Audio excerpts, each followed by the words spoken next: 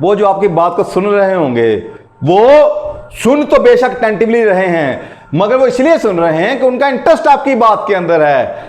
किस में है? दोबारा सुनिएगा, आपकी बात में इंटरेस्ट है, ना कि आपकी जात में इंटरेस्ट है। बस ये फर्क है।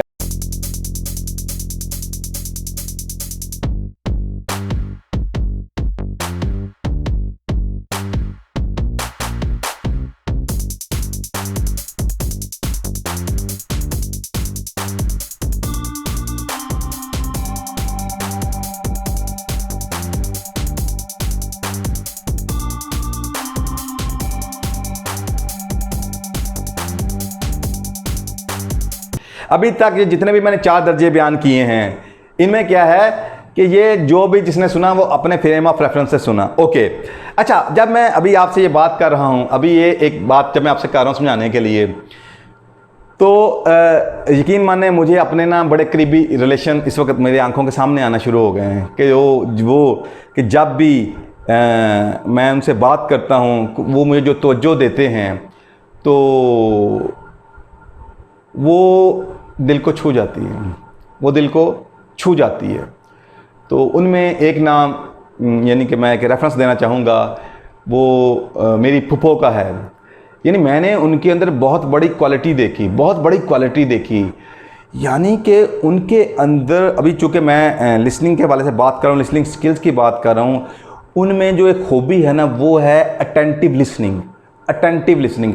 मैंने आपसे चूँकि शुरू में ये कहा था कि जिन लोगों के पास ये स्किल होती हैं, लिसनिंग स्किल्स होती हैं, उनके लिए ज़िंदगी बहुत बेहतर, बहुत बेहतर, बहुत ही बेहतर हो जाती है, और उन्हें अल्लाह ताला ज़िंदगी में इज़्ज़तें भी देता है और एक अच्छा हल्का अहबाब भी देता है। तो इस हवाले से वो मेरी एक फूफो हैं, मैंने जब उनके साथ मेरा बड़ा अच्छा रिलेशन है, बड़ा, वो मुझसे प्यार करती हैं और बहुत प्यार करती हैं, ये उनकी तारीफ़ है जी। बार क्या, मैं आप अपनी फीलिंग्स बताने लगा हूँ। मैं जब उनसे बात, मुझे बड़ा अच्छा लगता है। वजह क्या है, यानी कि जो ही मेरी उनसे मुलाकात होती है तो उनको फ़िक्र लगी होती है कि चूँकि यानी कि वो मोहब्बत से मुझे सऊजी कहती हैं, तो जो सऊजी आ गए तो बाहर क्या है, वो बस सारे काम छोड़ के उन्होंने बैठ जाना है और फौरी खाने पीने का लंबा चौड़ा एहतमाम। अच्छा, मुझे लंबे चौड़े खाने से एहतमाम से मुझे कोई कंसर्न नहीं है, मगर वो जो तवज्जो दे रही होती हैं, वो फिर उनका आंखों में ऐसे आंखें डाल के फिर ऐसे बात करना। अच्छा, मज़े की बताऊँ, इसे आज कम्युनिकेशन के अंदर साइंटिफिक ज़ुबान में इसे कहते हैं रेपो बिल्डिंग। क्या कहते हैं? Repo, RAPPORT, rapport building. यानी दूसरे के साथ ऐसे लिंक कनेक्ट कर लेना कि उसके बाद दोनों दूसरे को एक जैसा समझें। लिहाजा वो, ये मैंने खूबी उनके अंदर देखी है, वो फौरी कनेक्ट करती हैं। तो उसके बाद उनसे जो बात करता हूँ वो पूरी अटेंटिवली, यानी वो उनकी बॉडी, उनकी आंखें, उनकी एक एक चीज़, हर चीज़, यानी उस वक्त यूँ कह लें कि वो किसी उनके कह लें कि बेटा बेटी या हस्बैंड या किसी और की बात भी ना उन्हें लग रही होती है कि यार शायद मुझे डिस्टर्ब कर रही है, क्योंकि मैं इसके साथ फुली अटेंटिवली बात करना चाह रही हूँ। तो हर वो चीज़ जो उनकी टेंशन को डाइवर्ट करती है, उन्हें डिस्टर्ब कर रही होती है। लिहाजा इसे कहते हैं अटेंटिव लिसनिंग।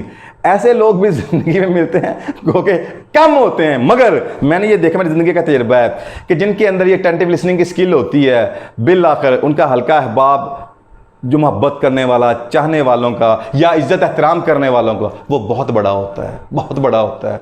और अगर ऐसे लोग साहिब किरदार भी हों तो फिर अल्लाह ताला लोगों के दिलों में उन्हें इज़्ज़तें देता है, जो उनके जाने के बाद भी कायम रहती हैं। बाकी ये बात थी अटेंटिव लिसनिंग, यानी कि लिसनिंग में जो कि किसी बात को सुनना अपने ओन फ्रेम ऑफ रेफरेंस से, ये अभी तक मैंने उनकी बात की। दोबारा रिपीट कर देता हूँ। पहला, नीचे से ऊपर चलूँगा, पहला लेवल है इग्नोरिंग, दूसरा है प्रिटेंडिंग, तीसरा है सिलेक्टिव लिसनिंग, चौथा है अटेंटिव लिसनिंग, और जो हाईएस्ट दर्जा है इसे कहते हैं एम्पैथिक लिसनिंग। यानी कि जिसे आज कह लें कि मैनेजमेंट साइंसेस की ज़ुबान में कहा जाता है seek first to understand then to be understood. यानी कि पहले किसी की बात को गौर से सुनना सीखो, फिर उसे अपने दिल की बात सुनाओ, समझाओ। ओके, अच्छा, अब इसकी मिसाल अगर मैं देना चाहूँ तो मैं एक मिसाल से देता हूँ। सपोज आप किसी डॉक्टर के पास जाते हैं और आप उसे ये कहते हैं कि डॉक्टर साहब, बात यह है कि 1 हफ्ता गुजर चुका है कि मेरे सर में शदीद तकलीफ़ रहती है। लिहाजा वो आपको देखते हैं, कहते हैं यार इट्स ओके, तो वो प्रिस्क्रिप्शन में क्या लिखते हैं कि डिस्प्रिन का यानी कि जो टैबलेट्स हैं वो आप खाया करें। आप कहते हैं कि सर वो तो ठीक है, मगर सॉरी टू से कि वो मैं तो एक हफ्ते से पता नहीं कितनी खा चुका हूँ, ये मुझ पर असरअंदाज नहीं हो रही। तो वो कह रहे यार अजीब बात हो, अजीब शख्स हो आप, मैं जिस चीज़ को लिख के देता हूँ उसको शिफा आती है, अल्लाह आराम देता है, आप कैसी बात कर रहे हो। आपने कहा आप डॉक्टर हैं, मैं एहतराम करता हूँ आपकी बात का, मगर क्या है मैं ये कर चुका हूँ, मुझे शफा का नहीं, इट्स मीन कि मेरी प्रॉब्लम कुछ और है। वो कहता नहीं यार सॉरी, आपको डॉक्टर की इज्जत करना नहीं आती, आपको नहीं पता कि इलाज कैसे करवाया जाता है, आप जा सकते हैं। मुझे आप बताएं, आप ऐसे डॉक्टर के पास दोबारा जाना चाहेंगे? नहीं, क्यों? आप कहेंगे यार अजीब शख्स है ये, इसने पहले मेरी तकलीफ नहीं सुनी, यानी मर्ज की तशखीस ही नहीं की, वजह क्या आती कि मेरे साथ ये हो रहा है, और जिसे वो सजेस्ट कर रहा है वो तो मैं पहले प्रैक्टिस कर चुका हूं। यानी मेरी ये तशखीस किए बगैर मुझे इलाज तजवीज़ कर रहा है जो कि मैं ऑलरेडी उसको अडॉप्ट कर चुका हूं, मुझे रिजल्ट नहीं आ रहा। लिहाजा दूसरे लफ्ज़ों में आपकी हालत, आपकी कैफियत, आपकी अंदर की जो भी आपकी कैफियत हैं उनको जाने बगैर, समझे बगैर उसने अपने फ्रेम ऑफ रेफरेंस से कुछ भी बोल दिया। लिहाजा जहां जहां जिंदगी में ऐसे रिलेशंस होते हैं, याद रखिएगा सवाए तकालीफ के, नाकामियों के, इवन के, लमाफे, तलाकों के और कुछ हाथ नहीं आता। बाहर क्या है तो उसके लिए क्या है, seek first to understand and then to be understood. Okay चलें, अब मैं इसको यानी कि मिसाल के साथ मैं मज़ीद आसान करना चाहूँगा। मेरी कोशिश है कि आज की वीडियो में इस तरह आपसे यानी कि आपको मैं गाइड करूं कि आपको समझना आसान हो जाए और ज़िंदगी भी आसान हो सके। मैं इस जगह पे मुझे आप जब मैं बात कर रहा हूं आपसे, तो मुझे इस वक्त अपनी सच बता रहा हूं आपको, मुझे अपनी दादी माँ की याद आ रही है। अल्लाह ताला उनको जवार रहमत में जगह दे, पर्दा कर चुकी हैं, मगर हुआ क्या उनकी, अब मैं बात करने लगा हूँ पहले करैक्टर से उठाने लगा हूँ। जिस शख्स के पास करैक्टर होता है, उनका करैक्टर ये है, करैक्टर और उसमें स्पिरिचुअलिटी का आंसर ये है कि उनकी वफ़ात गालबन फजर के वक़्त हुई थी और उनके आखिरी वक़्त की तहज्जुद भी उन्होंने अदा की थी, यानी वो भी कज़ा नहीं है।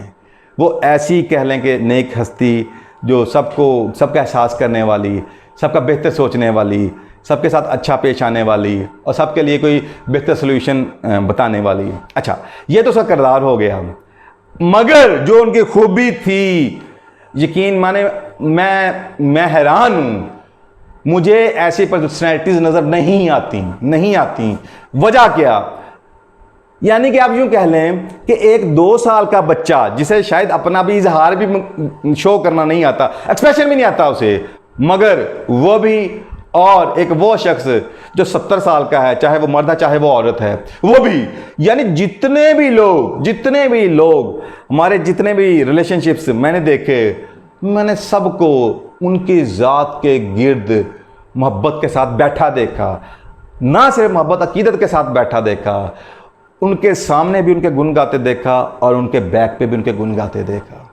वजह क्या थी, आज जब ज़िंदगी को करीब से सीखने का मुझे मौका मिला, रोल मॉडल तो पहले से माइंड के अंदर मौजूद हैं, मगर जब साइंस ने बहुत सी चीज़ों को खोला, डिस्क्राइब किया, तो फिर समझ आई ओ यार वो लोग जो हकीकी दानाई रखते थे, जो हकीकी विजडम रखते थे, उनके पास कैरेक्टर तो था ही, और कौन सी स्किल्स है जिनकी वजह से वो ना सिर्फ यानी कह लें कि जहनों में, वो दिलों में आज भी राज करते हैं अपने जाने के बाद भी। तो काश हमारी सोसाइटी को भी ये स्किल्स मुयस्सर आ सकें, इसलिए मैं आज ये वीडियो बनाकर आप तक ये पैगाम पहुंचा रहा हूं। अच्छा, होता क्या था, अब जो भी इनके पास आता था, याद रखिएगा, अगर आपको किसी की बात, मैं आपको ये आज का मुआशरे का अलमिया बताता हूं, लोग चूंकि अंदर से खोखले हैं, उनके अंदर स्पिरिचुअलिटी का आंसर ना होने के बराबर है, स्पिरिचुअल एस्पेक्ट उनका एम्प्टी है, एम्प्टीनेस है उनके अंदर, अनफुलफिलमेंट है उनके अंदर। होता क्या है, जब अंदर से आप ना कैरेक्टर के स्ट्रांग होते ना स्पिरिचुअलिटी आपके अंदर मजबूत होती है, देन क्या होता है कि जिंदगी में जब किसी को अल्लाह इज्जत दे रहा होता है, आपको वो भी चुभ रहा होता है, आपका पता नहीं यार ऐसा ये क्या कहता है, हम तो नहीं ऐसा कहते, हमसे तो नहीं ऐसी मीठी बातें हो सकती। ओ भाई, वो मीठी बातें नहीं, उसकी शख्सियत का रिफ्लेक्शन है, उसकी वाइब्स हैं जो दूसरों के ऊपर अंदाज हो रही हैं। तो कहना ये चाह रहा हूं कि अगर आपको दूसरे की बात को सुनना है तो उसके लिए आपको पर्सनैलिटी स्ट्रॉन्ग चाहिए, जिसमें आपको स्पिरिचुअली भी स्ट्रॉन्ग होना है और इमोशनली भी स्ट्रॉन्ग होना है और साथ में मेंटली भी आपको शार्प होना है, स्मार्ट होना है, ताकि आप किसी को समझेंगे तो उसे समझा पाएंगे कुछ। ओके, तो बाहर क्या है वो उनके अंदर मैंने देखा, यानी कि छोटा बच्चा भी उनको अपनी बात समझा रहा है, वो हंस के सुन रही हैं, पूरी उनको तवज्जो दे रही हैं और फिर उनकी बात को हाँ उनके तकलीफ को यानी सुनना चाह रही हैं। अगर वो खुशी शेयर कर उनकी खुशी की वजह को सुनना चाह रही हैं, फिर उस वजह को अप्रिशिएट कर रही हैं या उस वजह को ट्रीट कर रही हैं अगर वो परेशानी में है। नतीजा तो क्या, मैं हैरान हो गया कि हर बंदा उनका फ़ैन, हर बंदा उनका फ़ैन। और आज बज़ाहिर वो इस दुनिया में नहीं है, बज़ाहिर फिजिकल फॉर्म में नहीं है, मगर हमारे जहनों हमारे दिल में आज भी वो जिंदा हैं। और यही वजह है कि मैं मजबूर हो गया ये वीडियो बनाने के ऊपर और उनकी शख्सियत को एक ख़ास अंदाज से आप तक पहुंचाने के लिए। तो सीक्रेट क्या समझ आया कि अगर हमें ज़िंदगी में, अब याद रखिएगा हम चूँकि ह्यूमन बीइंग हैं, हमारा चाहे वो फाइनेंशियल एस्पेक्ट हो ज़िंदगी का, सोशल एस्पेक्ट हो, मियाँ बीवी के तल्लुकात हों, बच्चों के साथ यार बेसिकली सारे कौन ह्यूमन बीइंग हैं। अगर हम किसी की बात को सुनना ही नहीं चाहेंगे जैसे कि वो सुनाना चाह रहा है, उनके फ्रेम ऑफ रेफरेंस से, उनके माइंड से, उनके पॉइंट ऑफ रेफरेंस से, तो देन होगा क्या, हम उनकी सुने बगैर अपनी बात बताई जाएंगे। और आज का अलमिया ये है, लोग सुनते हैं समझने के लिए नहीं, वो सुनते हैं दूसरे को सुनाने के लिए। नहीं पहले बोल, नहीं पहले बोल लो, हाँ ऐसे सुन लिया, मैंने सुन लिया, आपने जो कहना था मैंने सुन लिया, अब आप सुनोगे कि मैं क्या बोलूंगा, अब आप चुप रहोगे, मैं सुनाऊंगा आपको। ये तुम्हारा हाल है। वजह क्या है, अंदर ना स्पिरिचुअलिटी है ना इमोशनली हम फुलफिल्ड हैं ज्यादातर लोग, सबकी बात नहीं कर, ज्यादातर लोग। लिहाजा मैसेज ये है कि अगर हमें आपने रिलेशनशिप बिल्डिंग करनी है, अपने जिंदगी के जितने भी रिलेशनशिप हैं, रिश्तेदारियां हैं, घरेलू मियाँ बीवी के ताल्लुकात हैं, बच्चों के साथ ताल्लुकात हैं, और फिर इसी तरह अपनी बिजनेस कम्युनिटी है, जिसके साथ हमें अच्छा बर्ताव करना है, उनको विन करना है, हमें पहले उनकी बात को समझना आना चाहिए, सुनना आना चाहिए, समझना आना चाहिए, देन हमें अपनी बातों को कन्वे करनी है ताकि हम उनके दिल की बात करके उनके दिल को छुएं, राइट सोल्यूशन दें और बिल लाकर हमें कह लें कि राइट विन विन सिचुएशन के ऊपर दोनों इकट्ठे हो सकें। तो बाहर क्या है, ये आज का मैसेज था जी। तो चाहूँगा ये कि चूँकि ये वो स्किल्स हैं, लिसनिंग स्किल्स, जब मुझे इसकी अंडरस्टैंडिंग मिली तो फिर मेरे पास और कोई चॉइस नहीं रह गई सिवाय कि वो जो हायर लेवल था, क्या एम्पैथिक लिसनिंग, कि किसी दूसरे के फ्रेम ऑफ रेफरेंस के अंदर अपनी ज़ात को लेके जाना, दूसरे लफ्ज़ों जिसे उमूमन कहते हैं किसी के दूसरे के जूते में खड़े होकर उसकी सिचुएशन में खुद को डाल के फिर बात को समझना। तो फिर जब ये यानी कि मुझे समझ आए तो मेरे लिए फिर वाहद चॉइस यही रहेगी कि आज से मुझे एम्पैथिक लिसनर बनना है। उसके बाद मेरी ज़िंदगी क्या से क्या हो गई और क्या होती चली गई। तो अल्हम्दुलिल्लाह मैंने जो कि बहुत से यानी कह लें कि रिज़ल्ट्स को एंजॉय किया है और इन रिज़ल्ट्स के फिर फ्रूट्स खाए हैं, और अल्हम्दुलिल्लाह यही वजह है अल्हम्दुलिल्लाह कि अल्लाह ताला ने मुझे ज़िंदगी के जितने भी शोबा हजात हैं, अल्लाह ताला ने मेरी औकात से बढ़कर सदहा बेशबहा इज़्ज़तों से हमेशा नवाजा। लिहाजा अल्लाह रब्बुल इज़्ज़त के शुक्राने और इसी मैसेज के साथ मैं चाहूँगा कि अल्लाह ताला आपकी ज़िंदगी में भी आसानियाँ लाए, अल्लाह ताला आपके रिश्तों को भी आसान करे, आप उसकी मोहब्बतें बढ़ाए, एक दूसरे की बात को सुनना और समझना और फिर उन्हें अच्छे तरीके से लेके आगे चलने की तौफीक अता फरमाए और ज़िंदगी बागो बहार बन कर रह जाए सभी लोगों की। इस दुआ के साथ आप लोगों से आज इजाज़त चाहूँगा।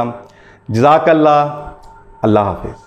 Like, share and subscribe with bell icon. Any questions, comments in below. Contact these numbers. Thank you.